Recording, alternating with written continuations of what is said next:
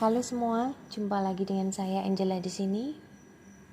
Pada kesempatan malam hari ini tanggal 5 Oktober 2022 bertepatan dengan malam Selasa Kliwon dan juga bertepatan dengan malam bulan purnama.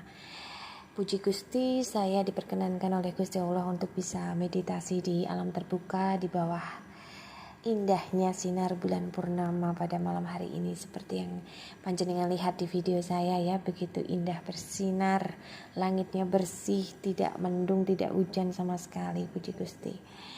Dan di sini saya ingin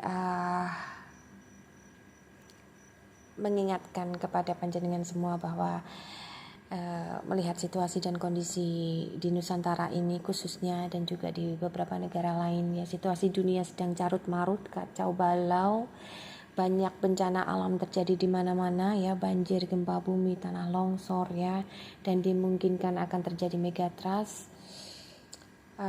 Kita tidak pernah tahu bahwa itu semua adalah rahasia ilahi, tapi satu yang pasti bahwa di konten saya kira-kira 2 bulan yang lalu yang judulnya pesan sang penguasa pajang itu sudah saya sudah diberikan warning oleh leluhur ya, bahwa keadaan situasi kedepannya itu tidak lebih baik dari sekarang gitu. Akan terjadi banjir darah dalam artian bahwa banyak nyawa yang akan melayang dengan sia-sia, seperti yang kita tahu bahwa beberapa pekan yang lalu terjadi insiden di Stadion Kanjuruhan yang mengakibatkan korban meninggal ya.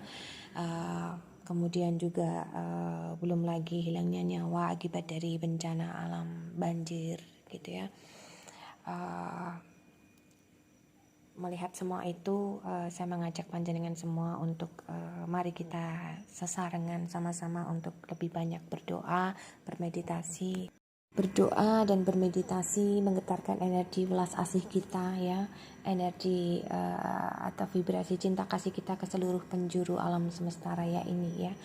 Karena dengan harapan supaya energi yang kita getarkan ya, semakin banyak kita menggetarkan energi welas asih kita ya, itu diharapkan mampu untuk meminimalisir dampak-dampak yang terjadi akibat dari akumulasi pancaran vibrasi energi negatif yang ada di alam semesta ini, sehingga situasi dan kondisi di dunia ini bisa lebih kondusif lagi, bisa lebih tenang ya, vibrasi energinya juga bisa terasa damai, menenangkan gitu ya. Karena kembali lagi bahwa melihat situasi dan kondisi saat ini itu jika kita tidak eling lan waspodo, dalam artian jika kita tidak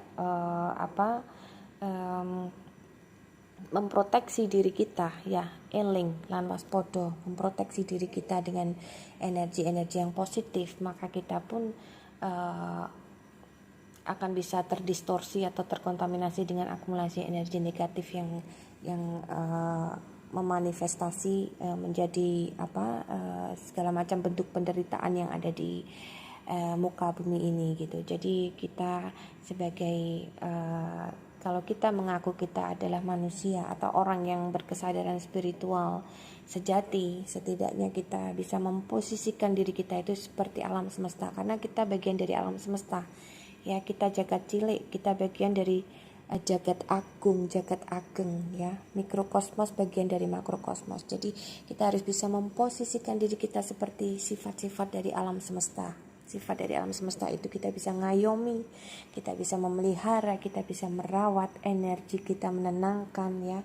Kita lihat bahwa alam ini contohnya, ibarat kata kita injak-injak, kita kencingi ya, kita eksploitasi habis-habisan, tapi alam masih memberikan yang terbaik untuk kita. Itu yang harus kita sadari.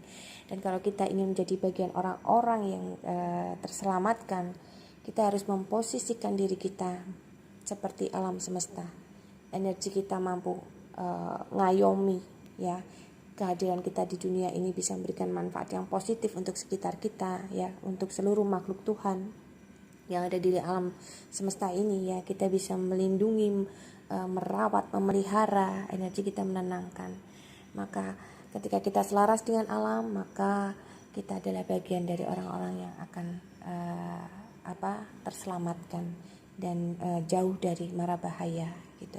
Jadi saya mohon dengan sangat untuk sedulur-sedulur yang ada di luar sana yang menonton video saya ini, mari kita sesarengan, kita bersama-sama, kita semakin memperbanyak doa, memohon keselamatan dan perlindungan tidak hanya untuk diri kita sendiri tapi juga untuk orang-orang di sekitar kita, untuk seluruh saudara-saudara kita yang ada